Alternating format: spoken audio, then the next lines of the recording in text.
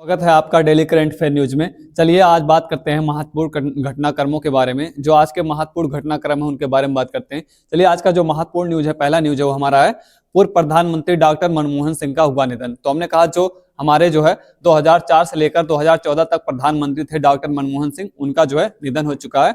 अगला महत्वपूर्ण हमारा करंट अफेयर है, प्रधानमंत्री ने किया सुपोषित ग्राम पंचायत अभियान की शुरुआत। तो हमने कहा सुपोषित ग्राम पंचायत अभियान की शुरुआत हमने कहा दिल्ली से प्रधानमंत्री के द्वारा किया गया है। सुपोषित ग्राम पंचायत अभियान की शुरुआत, इसका उद्देश्य हमने कहा ग्रामीण क्षेत्रों में पोषण के स्तर को सुधारना है। अगला महत्वपूर्ण न्यूज हमारा, चीन ने बनाया दुनिया का सबसे बड़ा हाइड्रो पावर डैम। तो हमने कहा जो हाइड्रो पावर डैम बनाया गया है चीन के द्वारा, दुनिया का सबसे बड़ा हाइड्रो पावर डैम बनाया गया है, चाइना ने इसको बनाया। ठीक है, अगला महत्वपूर्ण करंट अफेयर है हमारा, स्वदेश दर्शन योजना 2.0 को किया गया दिल्ली से प्रारंभ। तो स्वदेश दर्शन योजना हमने कहा जो स्वदेश दर्शन योजना है पर्यटन को बढ़ावा देने के लिए भारत के अंदर इस योजना को शुरू किया गया है, और हमने कहा स्वदेश दर्शन योजना 2.0 को दिल्ली से हमने कहा इसका आगाज किया गया। अगली महत्वपूर्ण न्यूज है, उड़ीसा में किया गया इंडियन हॉकी लीग का आगाज। तो हमने कहा जो इंडियन हॉकी लीग होने वाला है इस बार हमने कहा, और इसका प्रारंभ हमने कहा 28 जनवरी से लेकर और ये 1 फरवरी तक होगा। ठीक है, तो इसका आयोजन हमने कहा 28 जनवरी से लेकर हमने कहा 1 फरवरी तक होगा इंडियन हॉकी लीग। ठीक है, अगला महत्वपूर्ण हमारा करंट अफेयर है, 38वें राष्ट्रीय खेलों का प्रारंभ हल्द्वानी से किया गया। तो हमने कहा जो 38वां राष्ट्रीय खेल हमने कहा हो रहा है इस बार उत्तराखंड में हो रहा है, और इसका प्रारंभ कहां से किया गया है, मसाल जलाकर। तो हमने कहा मसाल जलाकर, हमने कहा जो धामी सिंह, ठीक है, उनके द्वारा मसाल जलाकर इस खेल का आयोजन किया, इस खेल का आगाज किया गया है 38वां राष्ट्रीय खेल। अगला महत्वपूर्ण हमारा न्यूज है, मलेरिया की संख्या में भारत में 97% की हुई गिरावट। हमने कहा मलेरिया की संख्या में जो हमने कहा इस तरह से लगातार मलेरिया की संख्या हमने कहा भारत में बढ़ रहा था, उसकी संख्या में गिरावट आई है, और हमने कहा बहुत ज्यादा गिरावट आई है, 97% की हुई गिरावट। ठीक, अगला हमारा, लखनऊ से किया गया अटल युवा महाकुंभ का प्रारंभ। अटल युवा महाकुंभ का प्रारंभ कहां से किया गया, लखनऊ से, और इस अटल युवा महाकुंभ का प्रारंभ किसके द्वारा, राजनाथ सिंह और हमने कहा मुख्यमंत्री योगी आदित्यनाथ के द्वारा इसका प्रारंभ किया गया। अगली न्यूज है, यमन में प्लेग महामारी का प्रकोप। तो हमने कहा जो प्लेग होता है जिससे हमने कहा आंख प्रभावित होता है, इसका महाप्रकोप जो है यमन के अंदर हमने कहा देखा गया है, और बहुत तेजी से फैल रहा है। किस देश में, जो खाड़ी के अंदर एक देश है, हमने कहा जो सऊदी अरब प्रायद्वीप के अंदर एक देश है यमन, जिसकी राजधानी साना है। तो यमन के अंदर हमने कहा प्लेग महामारी जो है बहुत तेजी से फैल रहा है खाड़ी देश के अंदर। अगला है, 26 दिसंबर को मनाया गया वीर बाल दिवस। तो हमने कहा 26 दिसंबर को वीर बाल दिवस मनाया गया, और गुरु गोविंद सिंह की हमने कहा जयंती के अवसर पर वीर बाल दिवस मनाया गया। जो हमने कहा उनके पुत्रों की शहादत हुई थी उसको याद करने के लिए उसकी स्मृति में हमने कहा इस दिवस को मनाया जाता है वीर बाल दिवस। तो 26 दिसंबर को मनाया गया हमारा वीर बाल दिवस। ठीक है, चलिए उससे संबंधित क्वेश्चनों को देखते हैं। किस तिथि को वीर बाल दिवस मनाया जाता है, तो अभी मैंने आपको बताया कि किस तिथि को वीर बाल दिवस मनाया जाता है। तो जो गुरु गोविंद सिंह के हमने कहा पुत्र थे जिन्होंने हमने कहा अपनी शहादत दी थी, उसके लिए हमने कहा इस वीर बाल दिवस को मनाया जाता है। और हमने कहा ये जो वीर बाल दिवस है, ठीक है, वीर बाल दिवस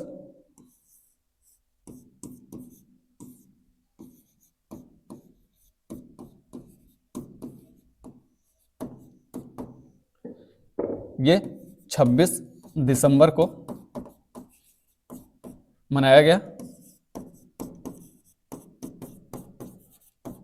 ठीक है, और मैंने कहा ये जो इस अवसर पर राष्ट्रपति पुरस्कार का वितरण किया गया, राष्ट्रपति बाल पुरस्कार का वितरण किया गया,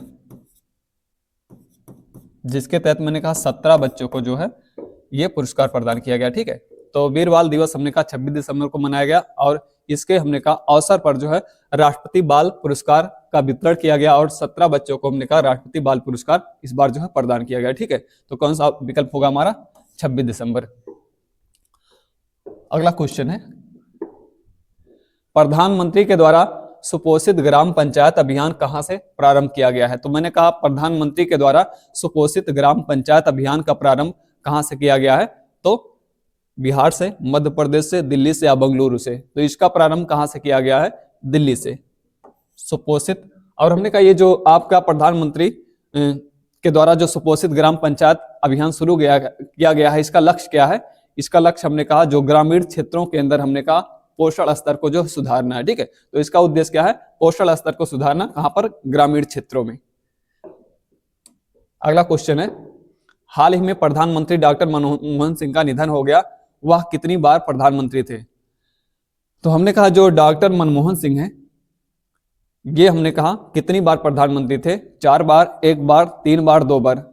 तो देखेंगे आप जो है ये डॉक्टर मनमोहन सिंह है, ये प्रधानमंत्री कब से कब तक थे?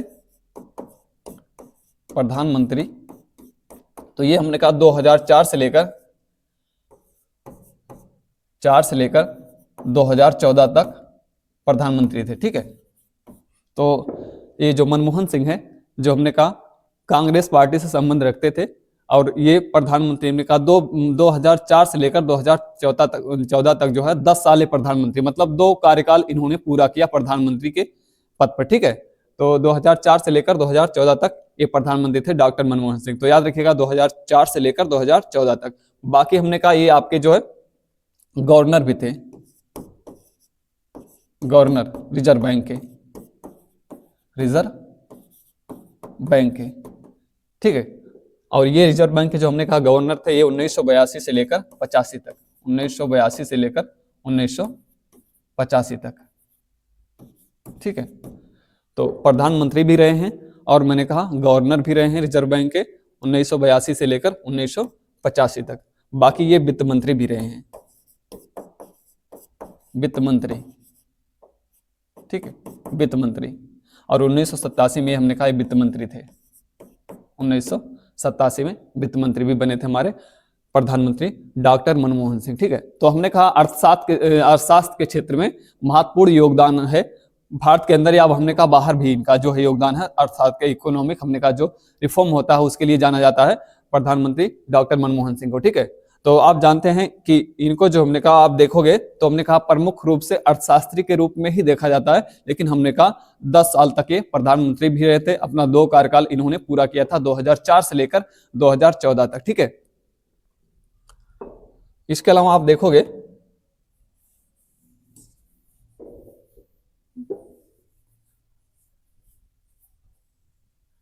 इनके द्वारा कुछ किए गए प्रमुख कार्य, जैसे आप देखोगे प्रमुख कार्य,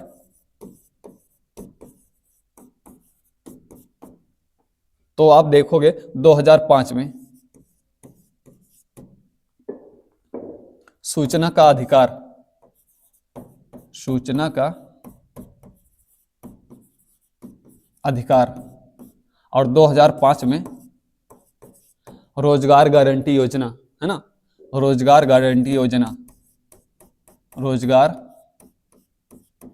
गारंटी योजना। तो 2005 में जो आप जो देखते हैं सूचना का अधिकार, जो आप अगर किसी सूचना को प्राप्त करना चाहते हैं तो सरकार के द्वारा हमने कहा वो सूचना आप मांग सकते हैं, ठीक है। आप ये सारी सूचनाएं प्राप्त कर सकते हैं सरकार से, कि आप जो भी किसी भी चीज के बारे में अगर कोई सूचना प्राप्त करना चाहते हैं तो आपको सूचना का अधिकार है, और सरकार जो है सूचना देने के लिए हमने कहा बाध्य है। तो सूचना का अधिकार अधिनियम जो लाया गया था, तो जो सूचना का अधिकार अधिनियम लाया गया वो 2005 में लाया गया, किसके कार्यकाल में? प्रधानमंत्री डॉक्टर मनमोहन सिंह के कार्यकाल में, ठीक है। और 2005 में ही हमने कहा रोजगार गारंटी योजना भी लाई गई थी। तो रोजगार गारंटी योजना कब लाई गई? 2005 में। उसके बाद देखोगे आप 2006 में इनके द्वारा एक महत्वपूर्ण किया गया कार्य, अमेरिका के साथ न्यूक्लियर डील। तो अमेरिका के साथ हमने कहा जो पहली बार न्यूक्लियर डील किया गया वो 2006 में, और किसने किया था? डॉक्टर मनमोहन सिंह ने किया था, ठीक। एक महत्वपूर्ण कार्य है इनके द्वारा जो किए गए हैं।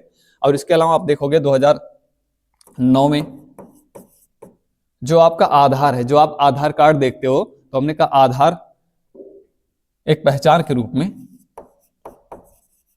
आधार एक पहचान के रूप में प्रारंभ किया। ठीक, आज का जो आधार कार्ड है, आज का जो आधार कार्ड दिखाई दे रहा है वो किसकी देन है? हमने कहा वो हमने कहा उस समय 2009 में आधार एक पहचान के रूप में इनके कार्यकाल में हमने कहा जो है उसको आगे बढ़ाया गया। ठीक है, बाकी इसके बाद आप देखोगे 2010 में जो महत्वपूर्ण कार्य किया गया इनके द्वारा, शिक्षा का अधिकार,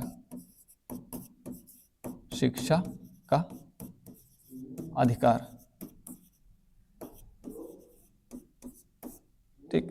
तो डॉक्टर मनमोहन सिंह के द्वारा हमारे प्रधानमंत्री जो हुए थे 2004 से लेकर 2014 तक, इनके द्वारा हमने कहा किए गए कुछ महत्वपूर्ण कार्य इस प्रकार है। जैसे मैंने कहा 2005 में सूचना का अधिकार, 2005 में रोजगार गारंटी योजना, उसके बाद 2006 में अमेरिका के साथ हमने कहा न्यूक्लियर डील करना, या 2009 में आधार कार्ड को एक पहचान के रूप में मान्यता देना, और हमने कहा 2010 में शिक्षा का अधिकार को जो है लागू करना। ठीक है, ये सारे महत्वपूर्ण कार्य किए गए किसके द्वारा? हमने कहा प्रधानमंत्री डॉक्टर मनमोहन सिंह के द्वारा। बाकी हमने कहा ये जो है वित्त मंत्री रहे थे कब?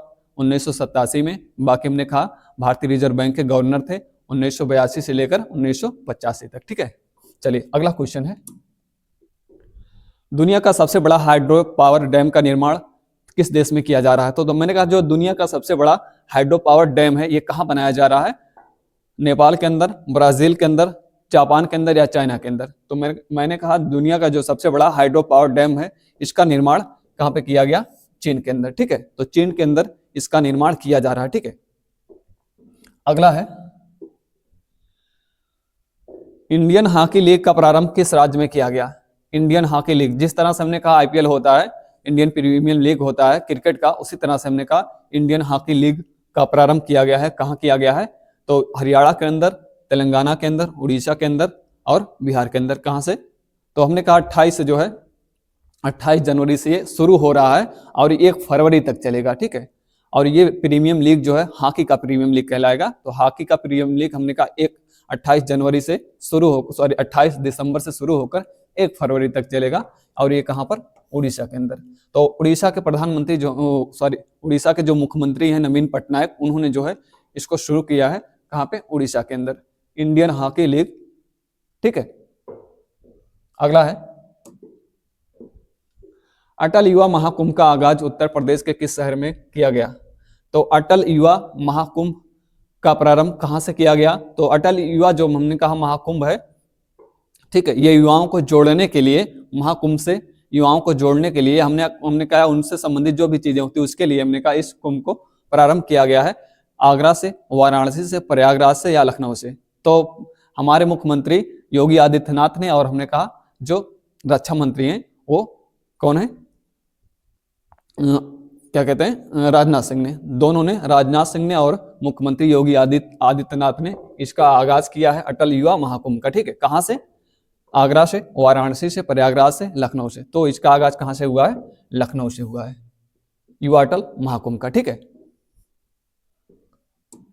अगला प्रश्न है, 38वें राष्ट्रीय खेलों का आयोजन किस राज्य में किया जा रहा है? तो मैंने कहा 38वें राष्ट्रीय खेलों का आयोजन किस राज्य में किया जा रहा है? तो जो ये 38वां राष्ट्रीय खेल है, ठीक है, इसका आयोजन इस बार उत्तराखंड में हो रहा है। कहां पर हो रहा है इस बार उत्तराखंड में हो रहा है, और उत्तराखंड में हमने कहा हल्द्वानी से इसका प्रारंभ किया गया है। ठीक है, कहां से? हल्द्वानी। तो 38वें राष्ट्रीय खेलों का आगाज कहां से किया जाएगा? तो हमने कहा उत्तराखंड में, मतलब ये हमने कहा मशाल जलाकर इसका आगाज हो चुका है। तो उत्तराखंड के अंदर हल्द्वानी से इसका आरंभ हुआ है। ठीक है, 38वां राष्ट्रीय खेल। अगला है, स्वदेश दर्शन 2.0 अभियान का प्रारंभ कहां से किया गया? तो स्वदेश दर्शन 2.0, जो स्वदेश दर्शन 2.0 है, इसका आगाज हमने कहा कहां से किया गया? तो इसका आगाज किया गया दिल्ली से, और हमने कहा इसका आगाज जो आपका स्वदेश दर्शन 2.0 है, ये अभियान है, ये हमने कहा देश में हमने कहा पर्यटन क्षेत्र को बढ़ावा देने के लिए। ठीक है, पर्यटन क्षेत्र को बढ़ावा देने के लिए इसको प्रारंभ किया गया है, स्वदेश दर्शन 2.0। ठीक है, कहां से? मैंने कहा दिल्ली से। अगला प्रश्न, भारत सरकार के जारी आंकड़े के अनुसार भारत में मलेरिया रोग में कितने % की गिरावट आई है? तो मैंने कहा जो मलेरिया में गिरावट आ गई है मलेरिया हमने कहा अपने यहाँ बहुत ज्यादा संख्या में लोग हमने कहा पेशेंट पाए जाते हैं, रोगी पाए जाते हैं। तो इस प्रकार से हमने कहा अगर इस वर्ष देखेंगे तो हमने कहा जो नए न्यूज के अनुसार 97% तक, काफी हद तक जो है बहुत ज्यादा गिरावट आई है, 97% तक मलेरिया के पेशेंट में हमने कहा गिरावट आई है। ठीक है, अगला है, भारत सरकार के जारी आंकड़े के अनुसार भारत में मलेरिया रोग में कितने परसेंट हो गए ना, किस खाड़ी देश में प्लेग महामारी फैली है? तो प्लेग महामारी मैंने कहा जो ये प्लेग महामारी होती है ये बैक्टीरिया से फैलता है ना। प्लेग जो कैसे फैलता है? बैक्टीरिया से फैलता है। आज पूछा जाता है कि प्लेग रोग जो है किससे फैलता है, तो बैक्टीरिया, ये बैक्टीरियल हमने कहा डिजीज है प्लेग, और ये हमने कहा आंत को प्रभावित करता है हमारी, और ये हमने कहा इसका प्रकोप जो है कतर के सॉरी क्या कहते हैं यमन के अंदर। तो यमन जो देश हमने कहा खाड़ी का देश है ना, आप देखोगे ये जो आपका ये, ठीक है, यहाँ पे इस प्रकार से, एक मिनट,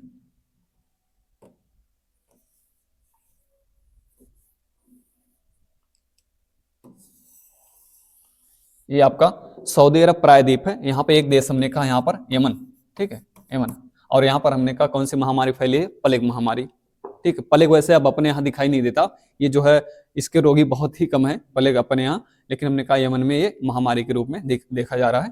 ठीक है, अगला हमारा, वीर बाल दिवस किस तिथि को मनाया जाता है? 24 दिसंबर, 26 दिसंबर, 27 दिसंबर या 25 दिसंबर? तो मैंने कहा वीर बाल दिवस जो मनाया गया इस बार 26 दिसंबर को, और इस अवसर पर हमने कहा राष्ट्रीय बाल पुरस्कारों का भी वितरण हुआ।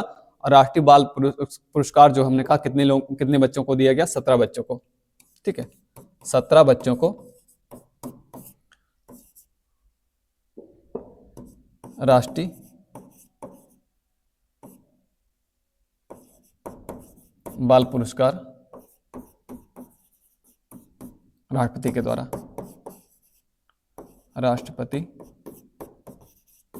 द्वारा। ठीक है, तो किस तिथि को? 26 दिसंबर को। अगला क्वेश्चन है,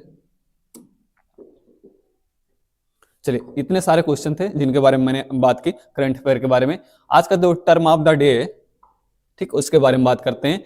तो टर्म ऑफ द डे में आज मैं बात करूंगा जो है भारतीय भाषाओं के बारे में, भारतीय भाषाएं और उसका जो संवैधानिक प्रावधान है। ठीक, हमारे संविधान के अंदर जो उसका प्रावधान किया गया है, बाकी भाषाओं के संदर्भ में भाषाएं और जो हमारी 22 भाषाएं हैं, उसके अलावा मैंने कहा जो हमारी शास्त्रीय भाषा है उनके बारे में बात करता हूं। ठीक है, तो देखिए संवैधानिक प्रावधान,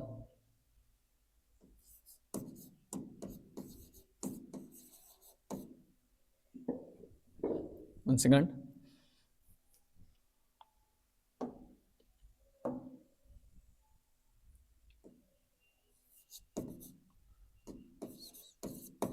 संवैधानिक प्रावधान,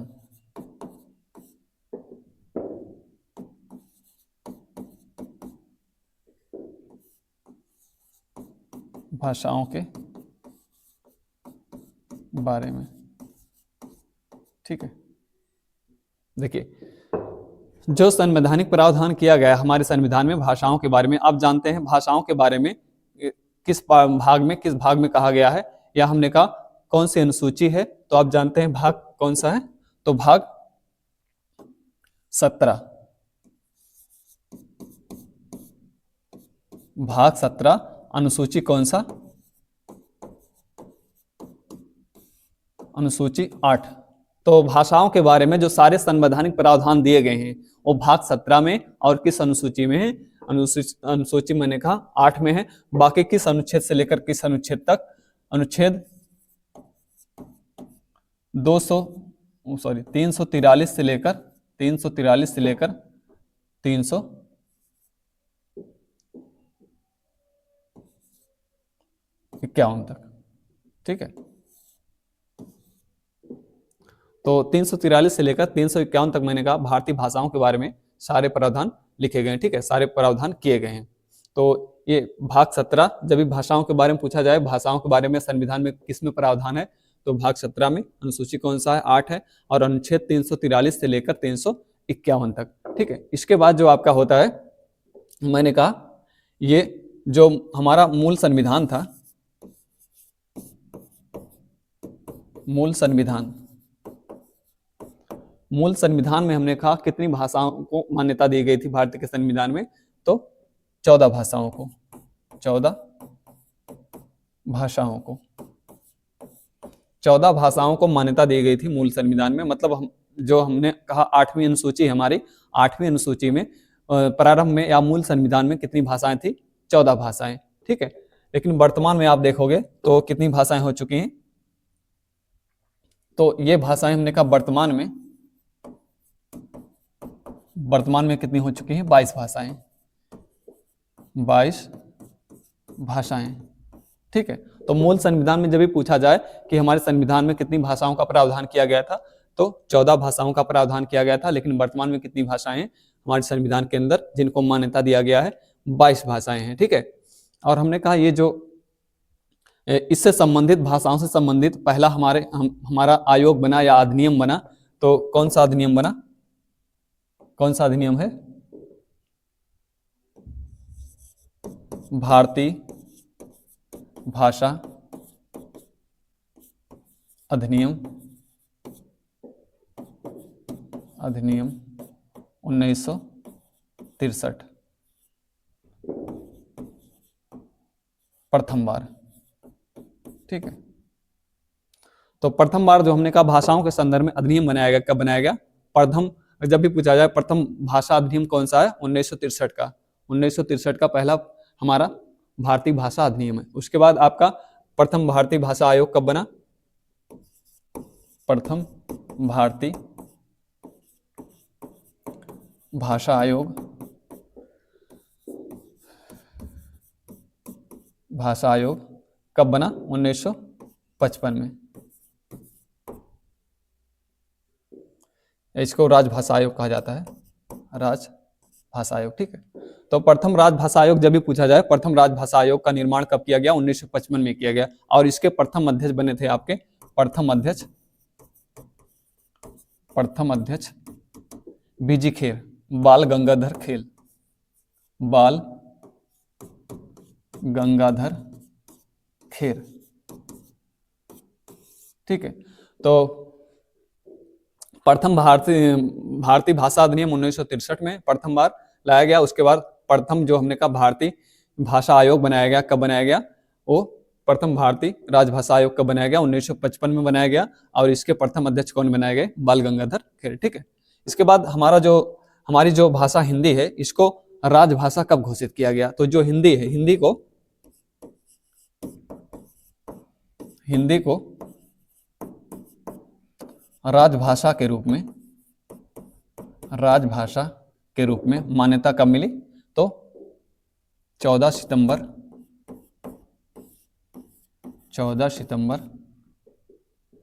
1949 को। तो हमारे संविधान में हिंदी को राजभाषा कब घोषित किया गया, ऐसा आपसे पूछा जाता है। तो हमारे संविधान में जो है हिंदी को राजभाषा कब घोषित किया गया, तो हमने कहा 14 सितंबर 1949 को हिंदी को जो है राजभाषा घोषित कर दिया गया। देखिए राजभाषा क्या होता है, 2-3 बातें याद रखिएगा। जैसे जब भी आपको भाषाओं के बारे में पूछा जाए, तो देखिए क्या होता है कि 2-3 बातें हम सुनते होंगे। एक होता हमारा जो है राजभाषा, ठीक, एक होता है राष्ट्रभाषा, और एक होती, मैंने कहा, मातृभाषा, ठीक है, मातृभाषा। और एक होती है आपकी राजकीय भाषा।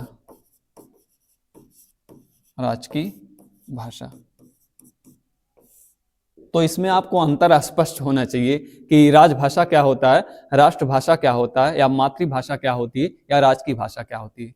तो देखिए जो हमने कहा राष्ट्रभाषा होती है, किसी देश में हमने कहा, किसी देश के क्षेत्र में हमने कहा, पूरे देश में जो भाषा एक हमने कहा लगाया जाता है या निर्धारित किया जाता है किसी, हमने कहा, सरकार के द्वारा कि ये पूरे देश की एक भाषा होगी, उसको कहा जाता है राष्ट्रभाषा, है ना। तो राष्ट्रभाषा हमने कहा किसी देश के, पूरे देश के लिए लागू किया जाता है, उसको राष्ट्रभाषा कहा जाता है, ठीक है। बाकी मैंने कहा राजभाषा क्या होती है, राजभाषा हमने कहा सरकार का कामकाज जिस भाषा में किया जाता है उसको राजभाषा कहा जाता है। तो हमने कहा हमारे सरकार का कामकाज जिस भाषा में किया जाएगा उसको क्या कहा जाता है, हमने कहा उसको राजभाषा कहा जाता है। तो राष्ट्रभाषा हमारे देश की कोई भाषा नहीं है, ठीक है। अगर आपसे पूछा जाए भारत की राष्ट्रभाषा कौन सी है, तो हमारे देश की कोई भी राष्ट्रभाषा नहीं है। जैसे आप अगर पाकिस्तान की बात करोगे तो पाकिस्तान में हमने कहा वहाँ की राष्ट्रभाषा है उर्दू है, लेकिन हमारे यहाँ कोई राष्ट्रभाषा नहीं है हमारे यहाँ, ठीक है। क्योंकि हमारे यहाँ बहुत सारी भाषाएं हैं, भाषाओं की हमने कहा इतनी विविधता है हमारे यहाँ, तो किसी एक भाषा को जो है राष्ट्रभाषा घोषित करना हमारे यहाँ उचित नहीं समझा जाता, क्योंकि बाकी की भाषा के लोग विरोध करने लगते हैं। जैसे अगर हिंदी को राष्ट्रभाषा घोषित किया जाए तो बाकी क्षेत्र के लोग, तमिल वाले, बंगला वाले, सब विरोध करने लगते हैं ना। तो इसीलिए हमने कहा हमारे देश की कोई राष्ट्रभाषा नहीं है। बाकी राजभाषा कौन सी है हमारी? हिंदी, जिसको हमने कहा 14 सितंबर 1949 को हमारे संविधान में शामिल किया गया। बाकी राजभाषा मैंने ये बताया जिसमें सरकार का कामकाज होता है, उस भाषा को क्या कहते हैं? उसको राजभाषा कहते हैं, मतलब उससे राज चलाया जाता है, उसको राजभाषा कहते हैं। बाकी मातृभाषा, मातृभाषा का मतलब होता है हम पैदा होते ही जिस भाषा का प्रयोग अपने आम बोलचाल में करने लगते हैं, ठीक है, उसको क्या कहते हैं? उसको मातृभाषा कहते हैं। तो अपने हमने कहा लोकल क्षेत्र में जिस भाषा का प्रयोग करते हैं, या हमने कहा पैदा होते ही जिस भाषा का प्रयोग हम करते हैं उसको मातृभाषा कहते हैं। राजकीय भाषा, राजकीय भाषा क्या होती है? राजकीय भाषा अलग अलग राज्यों की अलग अलग होती है। जैसे मैंने कहा बिहार की राजकीय भाषा अलग हो सकती है, यूपी की राजकीय भाषा अलग हो सकती है, तमिलनाडु की अलग हो सकती है, बिहार की अलग हो सकती है, उत्तराखंड की अलग हो सकती है। जैसे अगर आप बात करोगे यूपी की, तो यूपी की राजकीय भाषा क्या है?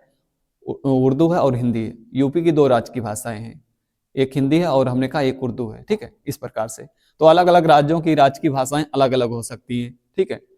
तो आपको स्पष्ट हो गया होगा कि राजभाषा, राष्ट्रभाषा और मातृभाषा और राजकीय भाषाएं क्या होती हैं, ठीक। चलिए आगे बात करते हैं।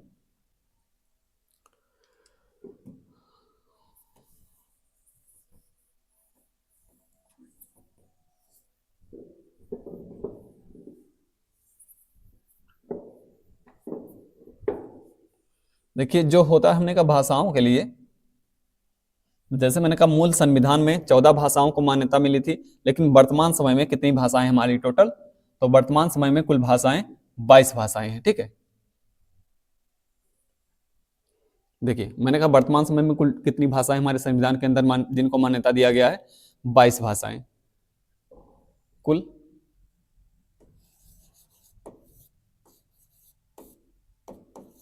बाईस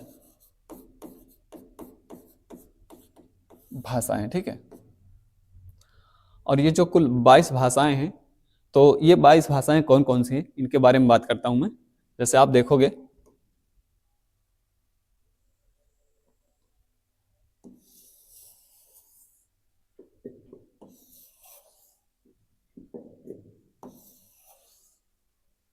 देखिएगा,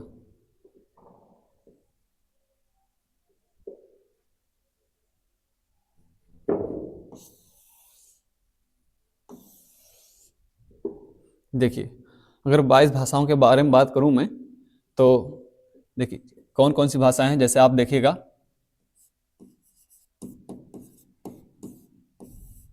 इसको एक बार इससे लिखते हैं, हिंदी, उर्दू, और इसके बाद पंजाबी, गुजराती, गुजराती, कश्मीरी, कश्मीरी, ठीक है। और फिर इसके अलावा मणिपुरी, कोंकणी, कोंकणी, नेपाली, कोंकणी नेपाली, और बोडो, डोगरी, संथाली,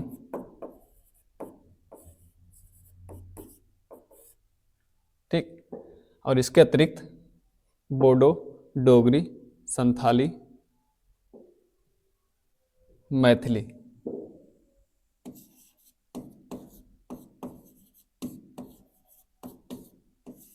मैथिली, ठीक है। और एक है सिंधी।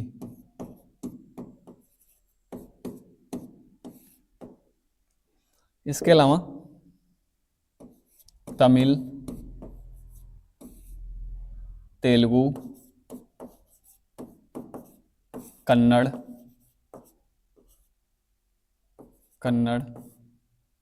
कोंकण, तमिल, तेलुगु, कन्नड़, कोंकण, ठीक है।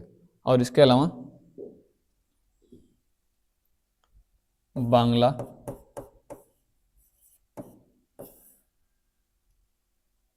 मलयालम,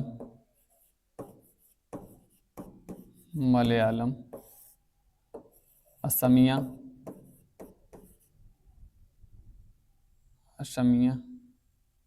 ठीक है।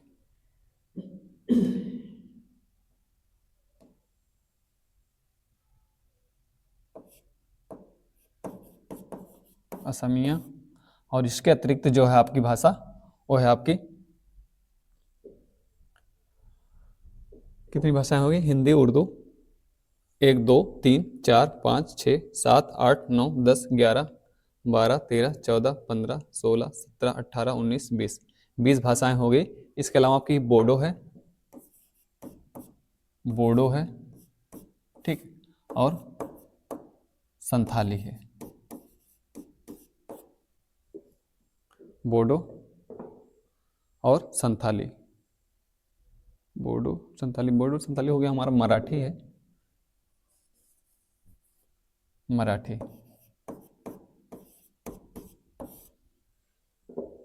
ठीक, और बांग्ला, मलयालम, असमिया, मराठी।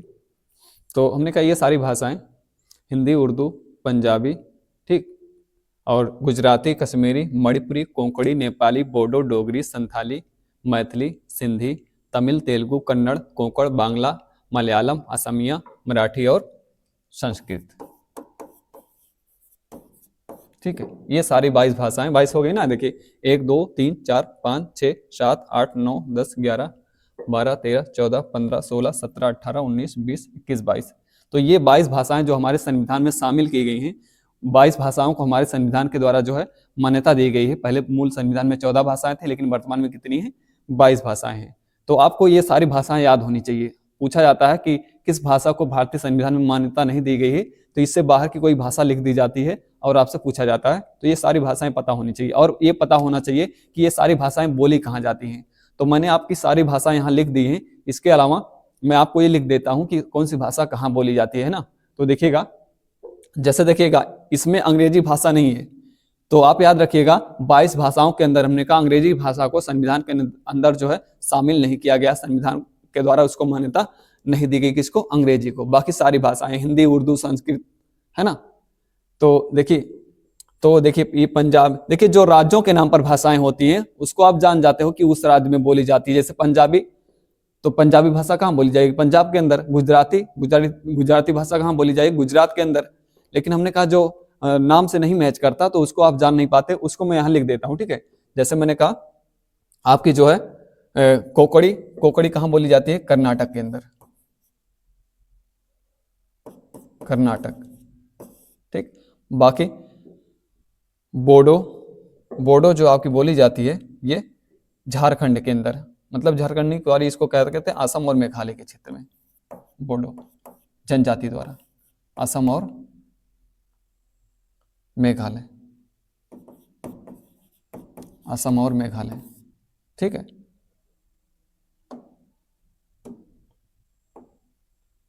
तो ये मैंने कहा जो आपकी भाषा है कौन सी?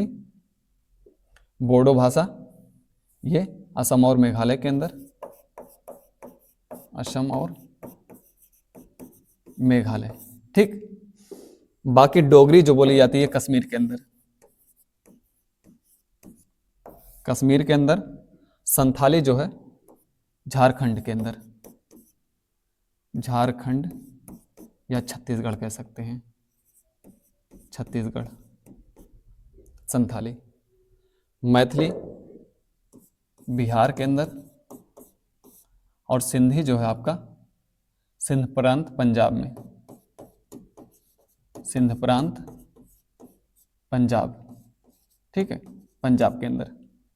तमिल जानते हैं, तमिलनाडु के अंदर। तेलुगु जो है आपका, तेलुगु भाषा ये आपका आंध्र प्रदेश में। तमिलनाडु जान जाएंगे। तेलुगु जो है आपका आंध्र प्रदेश में।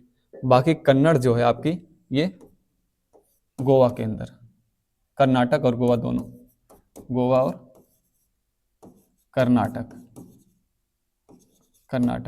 और ये जो आपकी कोंकणी है ये भी गोवा के अंदर बोली जाती है, गोवा।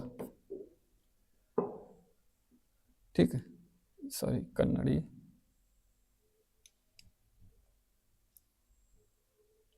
कन्नड़, कोंकणी।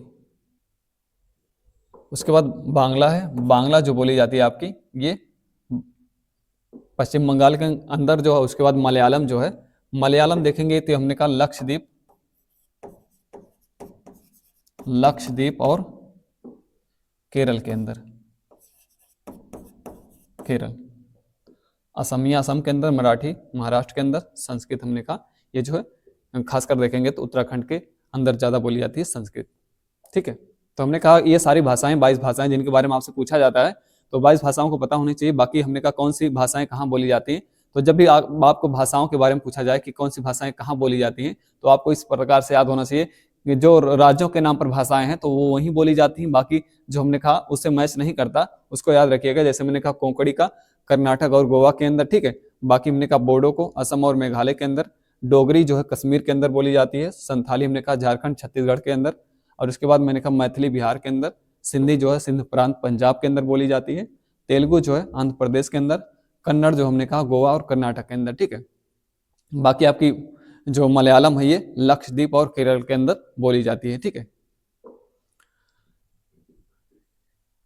इसके बाद देखिए जो मूल संविधान में प्रारंभ में 14 भाषाएं थी, उसके बाद हमने कहा संवैधानिक संशोधन किया गया और उसके अलावा 8 भाषाओं को बाद में शामिल किया गया। तो बाद में 8 भाषाओं को जो शामिल किया गया है, किस संशोधन के द्वारा किसको शामिल किया गया, ये हमसे पूछा जाता है। जैसे आप देखोगे तो जो पहली बार संशोधन किया गया 21वां संविधान संशोधन, 21वां संविधान संशोधन, और ये 21वां संविधान संशोधन 1967 में किया गया। कब किया गया? 1967 में। और इसके द्वारा हमने कहा सिंधी भाषा को जोड़ा गया। किसको? सिंधी भाषा को हमारे संविधान में। ठीक है, उसके बाद हमारा संविधान संशोधन होता है 71वां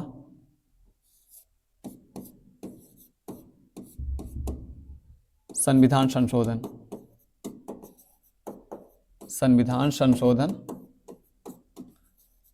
और इसके द्वारा ये जो 71वां संविधान संशोधन होता है 1992 में, इसके द्वारा 3 भाषाएं जोड़ी जाती हैं, नेपाली, कोंकणी और मणिपुरी। ठीक, ये 3 भाषाएं नेपाली, कोंकणी, मणिपुरी कब जोड़ी जाती है? हमने कहा 1992 में जोड़ी जाती हैं। और किस संविधान संशोधन के द्वारा? तो ये हमने कहा जो 71वां संविधान संशोधन के द्वारा है, उसके द्वारा जो है ये 3 भाषाएं हमारे संविधान में हमने कहा समाहित की जाती हैं। उसके बाद अगला संविधान संशोधन किया जाता है हमारा जो है 92वां संविधान संशोधन। ठीक है, कौन सा? 92वां संविधान संशोधन। ठीक है, ये किया जाता है 2003 में, और इसके द्वारा 4 भाषाएं संथाली, बोडो,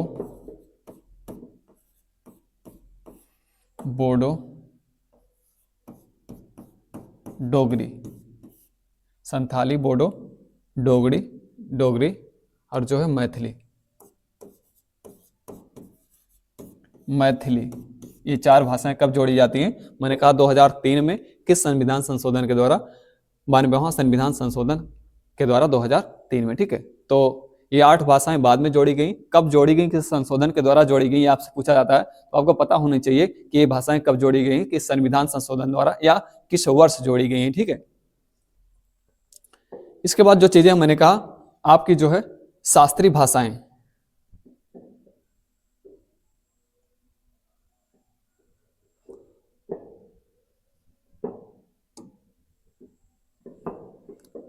शास्त्रीय भाषाएं,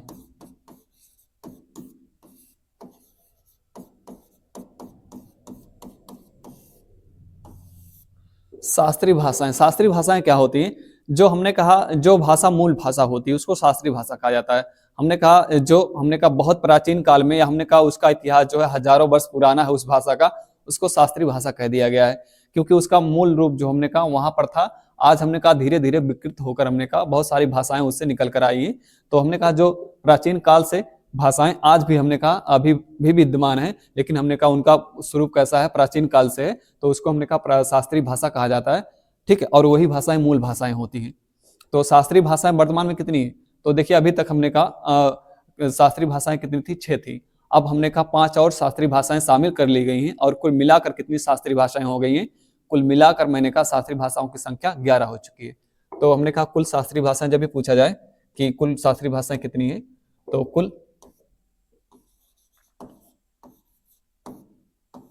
कुल शास्त्रीय भाषा ये कितनी है? 11 है वर्तमान में, ठीक है। और कौन कौन सी वो शास्त्रीय भाषाएं हैं जो 11 हैं, उसको आपको याद होना चाहिए, उसको पता होना चाहिए। जैसे मैंने कहा देखिए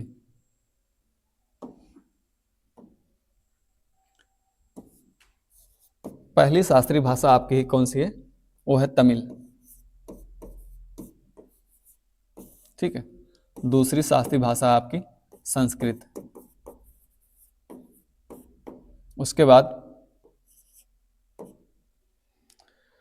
संस्कृत बाद आप देखेंगे तो तेलुगु, कन्नड़,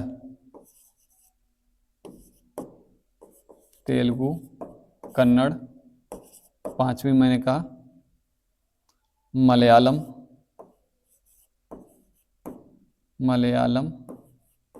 ठीक। और उसके बाद 6वीं आपकी है मलयालम के बाद उड़िया, ठीक है। तो ये प्रारंभ में 6 भाषाएं थी, तमिल, संस्कृत, तेलुगु, कन्नड़, मलयालम, उड़िया, जो शास्त्रीय भाषाएं थी हमारी। जैसे तमिल को आप देखोगे तो तमिल को हमने कहा 2004 में 2004 में शास्त्रीय भाषा के रूप में मान्यता दी गई, शास्त्रीय भाषा घोषित किया गया। तो आपसे अगर पूछा जाए सबसे पहली शास्त्रीय भाषा कौन सी है, सबसे पहली शास्त्रीय भाषा कौन सी है, तो आप किसको बताओगे? तो आप बताओगे तमिल, जो भाषा मैंने कहा ये सबसे पहली शास्त्रीय भाषा कहलाती है, ठीक, क्योंकि 2004 में इसको शास्त्रीय भाषा घोषित किया गया था। उसके बाद मैंने कहा संस्कृत जो है ये 2005 में शास्त्रीय भाषा के रूप में इसको मान्यता दी जाती है, 2005 में संस्कृत को, ठीक है। उसके बाद तेलुगु, हमारा तेलुगु को जो है हमारे शास्त्रीय भाषा के रूप में मान्यता कब दी जाती है? तो इसको जो है 2008 में तेलुगु और कन्नड़ दोनों को मैंने कहा 2008 में शास्त्रीय भाषा घोषित किया जाता है।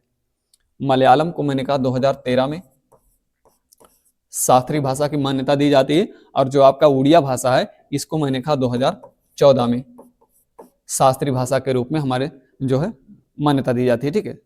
तो ये हमने कहा जो है शास्त्रीय भाषाएं जो है 6 पहले थी, लेकिन अभी हमने कहा जल्दी ही 3 अक्टूबर 2024 को 5 और भाषाओं को शास्त्रीय भाषा का दर्जा दिया गया। जैसे आप देखोगे तो मैंने कहा एक है आपकी बांग्ला भाषा, 6, यहां से हो गया 7,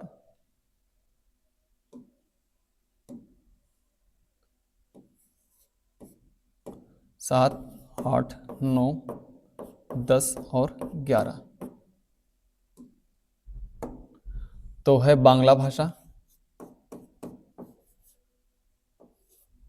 बांग्ला, और इसके अलावा असमिया और मराठी, मराठी, पाली, प्राकृत, प्राकृत। तो 3 अक्टूबर को हमने कहा इन सारी भाषाओं को, 3 अक्टूबर 2014 को, 3 अक्टूबर 2024 को इनको जो है शास्त्रीय भाषा की मान्यता दी गई। तो पहले 6 थी, अब हमने कहा 5 और सम्मिलित कर ली गई हैं। तो याद रखिएगा, ये आप पक्का पता होनी चाहिए, बाकी भाषाएं याद हो या ना हो, लेकिन शास्त्रीय भाषाएं सारी पता होनी चाहिए आपकी कौन कौन सी हैं। तो बांग्ला और असमिया को और मराठी को और पाली और प्राकृत को हमने कहा इनको भी शास्त्रीय भाषा घोषित कर दिया गया है। कब किया गया? हमने कहा 3 अक्टूबर 2024 को। ठीक है, तो जब भी पूछा जाए कि शास्त्रीय भाषाओं की संख्या कितनी है तो बताएंगे टोटल जो है 11 है। और हमने कहा कब कौन शामिल की गई है, तो मैंने यहाँ लिखा हुआ है, बहुत ज्यादा याद नहीं करना है, लेकिन इतनी बातें याद रखिएगा कि कौन कौन सी भाषाएं शास्त्रीय भाषाएं हैं। बाकी पहली शास्त्रीय भाषा कौन सी है? वो है आपकी तमिल, क्योंकि लोग संस्कृत लगा देते हैं तो गलत हो जाता है क्वेश्चन आपका। तो किसको बताओगे आप? तमिल जो है पहली हमारी जो है शास्त्रीय भाषा है। ठीक है, अगर देखोगे तो हमारे यहाँ सबसे ज्यादा बोली जाने वाली भाषा कौन सी है? तो हिंदी सबसे ज्यादा बोली जाने वाली भाषा है। उसके बाद दूसरे नंबर की जो सबसे ज्यादा बोली जाने वाली भाषा है वो कौन सी है? वो बांग्ला है। तो सबसे ज्यादा हमने कहा हिंदी बोलने वाले लोग हैं, और उसके बाद मैंने कहा दूसरी भाषा जो सबसे ज्यादा बोली जाती है वो कौन सी भाषा है? वो बांग्ला भाषा है। ठीक है, तो मैंने कहा आज के लिए इतना ही। ठीक है, तो मिलते हैं अगले क्लास में। थैंक यू वेरी मच इस पूरा जो हमने कहा वीडियो देखने के लिए। ठीक है।